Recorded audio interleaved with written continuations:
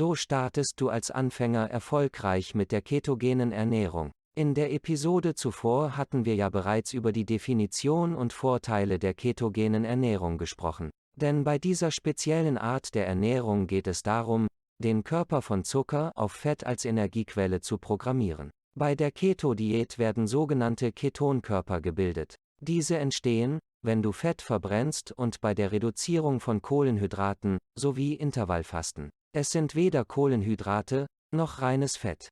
Es sind besser gesagt, alternative Energielieferanten. Zudem wird bei der Freigabe und Verarbeitung kein Insulin benötigt.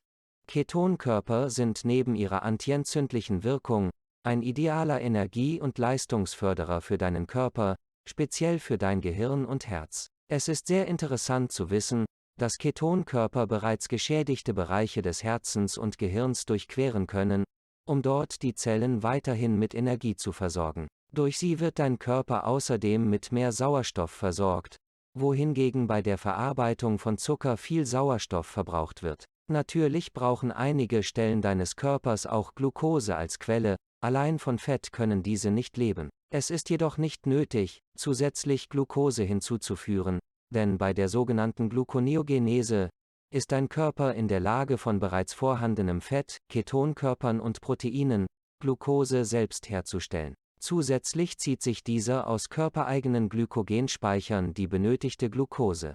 Zu den positiven Effekten dieser Ernährungsform zählt die Senkung des Blutzuckerspiegels, gesunde Gewichts- bzw. Fettabnahme, besonders im Bereich des Bauches und der Leber, Heißhunger sowie ständiger Hunger verschwindet, das kognitive Denken wird verbessert, das Allgemeinbefinden und die gute Laune steigt und der Blutdruck wird positiv beeinflusst und gesenkt. Ketogene Ernährung in Kombination mit Intervallfasten bringt den positiven Effekt der Autophagie mit sich. Hierbei wird altes abgelagertes Protein entfernt, was besonders im Bereich des Hirns hilfreich ist und bei der Behandlung von Demenz große Erfolge feiert. Altes Eiweiß wird hier in neue Aminosäuren umgewandelt. Deine Haare und Nägel bestehen übrigens auch aus Protein, genannt Keratin. Intervallfasten beginnt bei einem Zeitfenster von mindestens 16 bis 18 Stunden. Für den Anfang solltest du deine anfänglichen 5 bis 6 Mahlzeiten und dazu zählen auch Snacks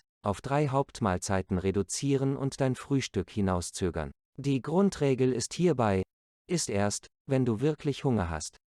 Achtung! Vermeidliches Magengrummeln, ohne wirklich Hunger zu haben, ist meist ein verstecktes Zeichen einer Insulinresistenz. Der Zeitraum zwischen deinem Mittagessen und deinem Abendessen sollte idealerweise bei mindestens 3 und maximal 6 Stunden liegen. Je mehr gesundes Fett du deinen Mahlzeiten hinzufügst, desto länger ist man gesättigt und der Zeitraum zur nächsten Mahlzeit wird größer und einfacher umzusetzen. Vergiss nicht ausreichend zu trinken, gerne kannst du deinem Wasser das Elektrolyt Magnesium hinzufügen und etwas Meersalz.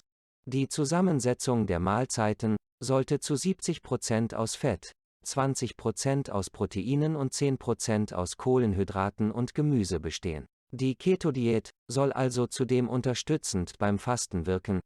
Sie hilft dir bis zur nächsten Mahlzeit besser durchzuhalten, ohne Verlangen nach kleinen, teils ungesunden Zwischenmahlzeiten. Das Ziel bei der Keto-Diät ist die Senkung des Insulinspiegels. Denn zu viel Insulin, was zu den Blutzuckerspiegel senkenden Hormonen zählt, führt zur bekannten Insulinresistenz. Diese wird bereits als Diabetesvorstufe gezählt. Welche Lebensmittel und Getränke gehören nun zu der ketogenen Ernährung? Finde es heraus und folge mir gerne in der nächsten Episode. Danke, dass du eingeschaltet hast.